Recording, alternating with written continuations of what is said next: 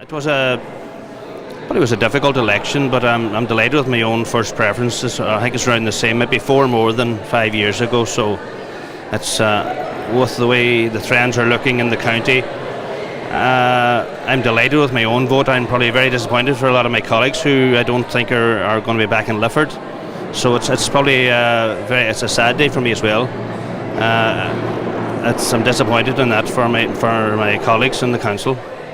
So why do you think people voted for you, and why the elected members here in Stranorlar, why did they like to vote for you to return you to Lifford? Well, I feel probably a lot of my vote was a personal vote that I know I worked hard locally over the last 5 years on different projects, and from my involvement in different community groups, from being chairperson of the B&S Credit Union, to being involved helping out with youth clubs and local Balbafay United and different Gaelic teams as well. So it probably all helped, but it was all work that I enjoyed doing. So at the time I wasn't doing it because I felt it was going to gain me votes. I just enjoyed helping the community. That's what I've always been doing since I came here to the town 29 years ago.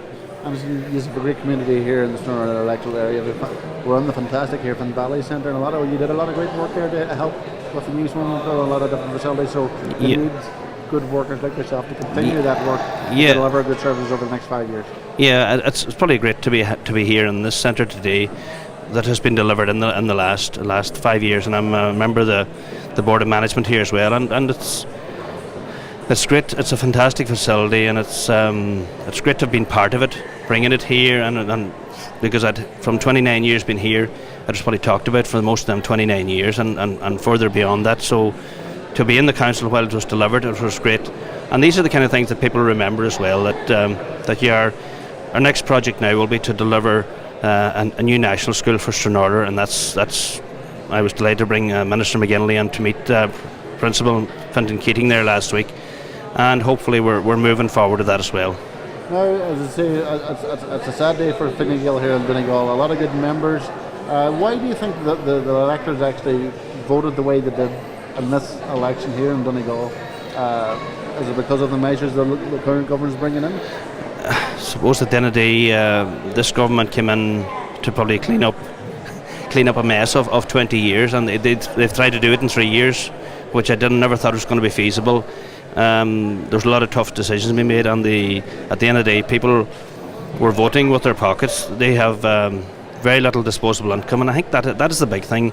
And it's okay looking for big projects, A5s, N15s, N13s, but at the end of the day, if you haven't got no money in your pocket to go out and maybe have a meal or look after your family, then whether there's a new A5 or A4 or whatever it is, it doesn't really matter to them. And I feel that the next 2 budgets, that the people who have been working hard, or the people have been hit very hard, and something needs to be given back to those people in the next 2 budgets, whether it's through the universal social charge or through some other tax measures. And at the end of the day, if people have more money in their pocket, they're going to spend it in their local communities, which is going to help create extra jobs, because of businesses, if they have more happening, they're going to be able to employ more people. So the money is going to go around, and it's going to help the local areas. And I think that's the important thing about having a few pounds in your pocket. You're going to spend it locally. What message now would you hope that Fine Gael will take away from this, and what message would you like to deliver to Fine Gael about the current next budget that's going to be coming up? They still have to take another 2 billion out of the budget? Well, I think personally, I think they need to go back to Europe and talk to people in Europe and say this is not feasible this year, that we need to spread this out over a longer period, and look at it more strategically, that the country that people cannot survive